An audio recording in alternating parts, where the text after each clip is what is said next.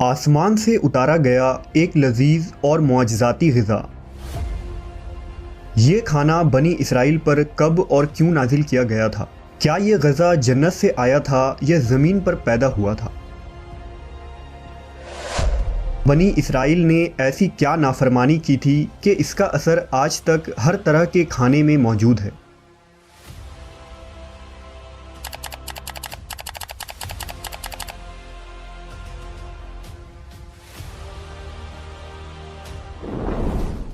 جب اللہ نے قوم بنی اسرائیل کو مصر سے نکالا اور انہیں فرعون سے نجات دے دی تو بنی اسرائیل نے حضرت موسیٰ علیہ السلام کی رہنمائی میں بحر احمر کو پار کیا اور فرعون اپنے لشکر سمیت سمندر میں غرق ہو گیا۔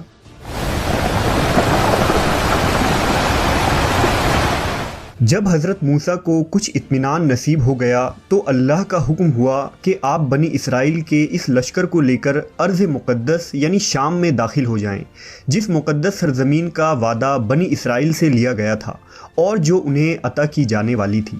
لیکن اس وقت ارض مقدس پر قوم عمالقہ کا قبضہ تھا، جو بدترین کفار تھے اور بہت طاقتور جنگجو اور نہایت ہی ظالم لوگ تھے۔ حضرت موسیٰ علیہ السلام بنی اسرائیل کو ہمراہ لے کر عمالقہ سے جنگ کے لیے روانہ ہوئے، جن کی تعداد 6 لاکھ تھی۔ لیکن جب یہ لوگ ارض مقدس کے قریب پہنچے تو ان کے دل میں خوف طاری ہو گئی اور بزدلی پیدا ہوئی۔ انہوں نے حضرت موسیٰ سے کہا، اس شہر میں جبارین ہیں جو بہت زور آور اور زبردست ہیں، لہٰذا جب تک یہ لوگ اس شہر میں رہیں گے ہم ہرگز وہاں داخل نہ ہوں گے۔ یہاں تک کہ بنی اسرائیل نے حضرت موسیٰ سے یہ کہہ دیا کہ اے موسیٰ، آپ اور آپ کا خدا جا کر اس زبردست قوم سے جنگ کریں، ہم تو یہیں بیٹھے رہیں گے۔ ان کے اس رویے سے حضرت موسیٰ کو بہت صدمہ ہوا، لہٰذا اللہ نے انہیں یہ سزا دی کہ جس وادی میں انہوں نے پڑاؤ ڈالا تھا وہاں 40 سالوں تک وہ بھٹکتے رہے مگر اس میدان سے باہر نہ نکل سکے۔ اس میدان کا نام میدان تیہ تھا، جو 27 میل کے رقبے پر مشتمل تھا۔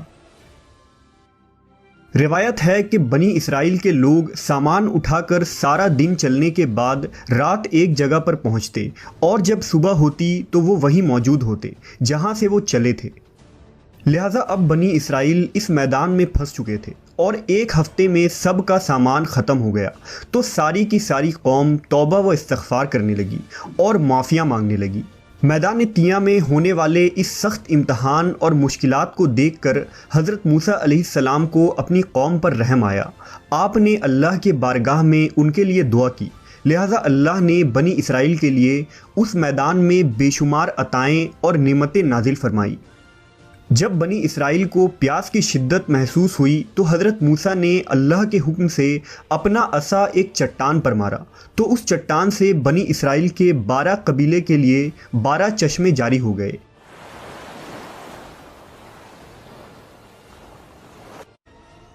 چونکہ یہ وادی وسیع میدان پر پھیلا تھا، وہاں سر چھپانے کے لیے کوئی جگہ نہ تھی اور دن کے وقت سورج کی دھوپ اور تپش سے بنی اسرائیل بدحال ہو جاتے تھے، لہٰذا دھوپ سے بچاؤ کے لیے ایک بہت بڑا سفید بادل سارا دن بنی اسرائیل کے لوگوں کے لیے سایہ کرتا تھا۔